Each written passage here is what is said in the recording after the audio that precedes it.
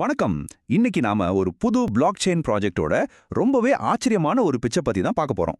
வெறும் ஒரே வருஷத்துல 12 வருஷமா இருக்கிற ஒரு பெரிய சிஸ்டத்தையே மிஞ்சிடுச்சுன்னு சொல்றாங்க. இது நிஜமாவே சாத்தியமா? இதுக்கு பின்னாடி என்ன இருக்கு? வாங்க இத ஒவ்வொன்னா பிரிச்சு மேயலாம். இந்த முழு பிச்சோட மையமே ஒரே ஒரு தைரியமான கேள்விதான். 12 வருஷமா கோலோச்சிட்டு இருக்கிற ஒரு ஜாம்பவான வெறும் ஒரு வருஷத்துல வந்த ஒரு புது ப்ராஜெக்டால சவால் விட முடியுமா? இதுதான் இங்க இருக்கிற பெரிய கேள்வி. வாங்க இதுக்கு விடை தேடலாம். இது வெறும் வார்த்தைகள்ல சொல்ற விஷயம் இல்ல, நம்பர்ஸ்லே காட்டுறாங்க பாருங்க. இந்த புது ப்ராஜெக்ட் ஒரே வருஷத்துல 757 ப்ராஜெக்ட்ஸை கொண்டு வந்திருக்கு. ஆனா பிளாக் செயின் உலகத்தோட ராஜாவான எத்தீரியம் 12 வருஷத்துல கொண்டு வந்தது வெறும் 679 தான். இந்த நம்ப முடியாத கம்பேரிசன் தான் இந்த மொத்த பிச்சோட அஸ்திவாரமே. சோ இந்த நம்பர்ஸ் எல்லாம் வெறும் புள்ளி விவரம் இல்ல.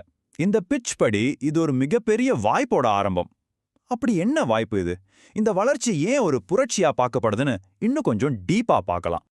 இந்த வாய்ப்பு எவ்வளவு பெருசுன்னு திரும்பவும் யோசிச்சு பாருங்க.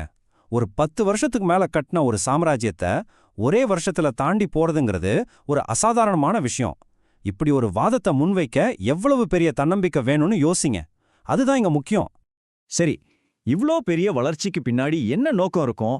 நீங்க நினைக்கிற மாதிரி பணம் மட்டும்தான் காரணமா? இல்லவே இல்லைன்னு சொல்றாங்க. அப்போ உண்மையான நோக்கம் என்னவா இருக்கும்? அவங்களோட வார்த்தைகள்லயே சொல்லணும்னா, எங்க நோக்கம் பணம் சம்பாதிக்கிறதுல இந்த டெக்னாலஜியை நிறைய பேர்கிட்ட கொண்டு சேர்க்கறது தான்.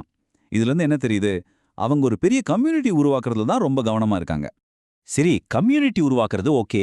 ஆனா அந்த கம்யூனிட்டியில சேர்றவங்களுக்கு என்ன லாபம்? இந்த வளர்ந்து வர்ற சிஸ்டம்ல இருந்து பலன்களை எப்படி அடைய முடியும்? அத பத்தி தான் இப்ப பார்க்க போறோம். இங்க சிஸ்டம் ஒரு படிநிலை மாதிரி செட் பண்ணியிருக்காங்க. நீங்க கம்யூனிட்டிக்கு எவ்ளோ பங்களிப்பு செய்றீங்களோ அத பொறுத்து தான் உங்களுக்கு கிடைக்கிற பலன்கள் அமையும்.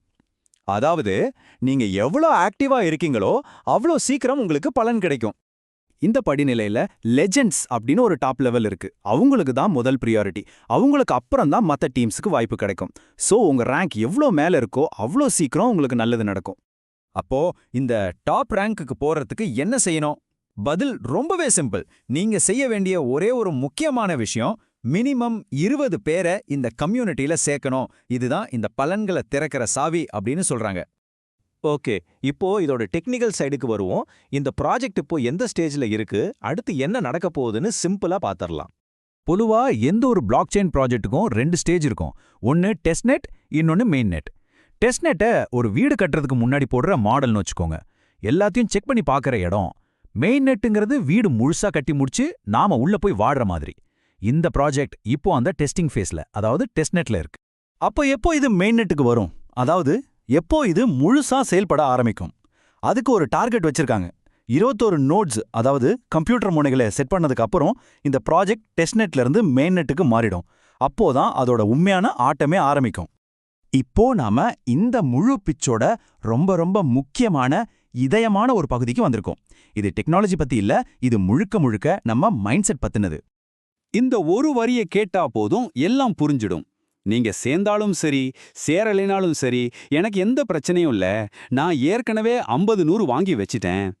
இதுதான் அவங்க எதிர்பார்க்கிற மனநிலை. உங்க வெற்றி மத்தவங்கள சார்ந்து இருக்கக்கூடாது.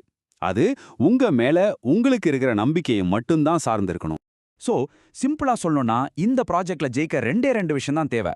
ஒன்னு, உங்க வெற்றியை பத்தின அசைக்க முடியாத நம்பிக்கை. 2வது, மத்தவங்கள கன்வின்ஸ் பண்ண முயற்சி பண்றதை விட உங்க நம்பிக்கையில நீங்க உறுதியா நிக்கிறது. இப்போ கடைசியா இந்த முழு விஷயமும் நம்ம கிட்ட ஒரே ஒரு கேள்வியை தான் கேக்குது. இந்த அளவுக்கு அசைக்க முடியாத நம்பிக்கை உங்ககிட்ட இருக்கா? ஒரு விஷயத்த நம்புறதுக்கும் அந்த நம்பிக்கையே உங்க வெற்றியா மாறும்னு நம்புறதுக்கும் பெரிய வித்தியாசம் இருக்கு இல்லையா? இத பத்தி யோசிச்சு பாருங்க.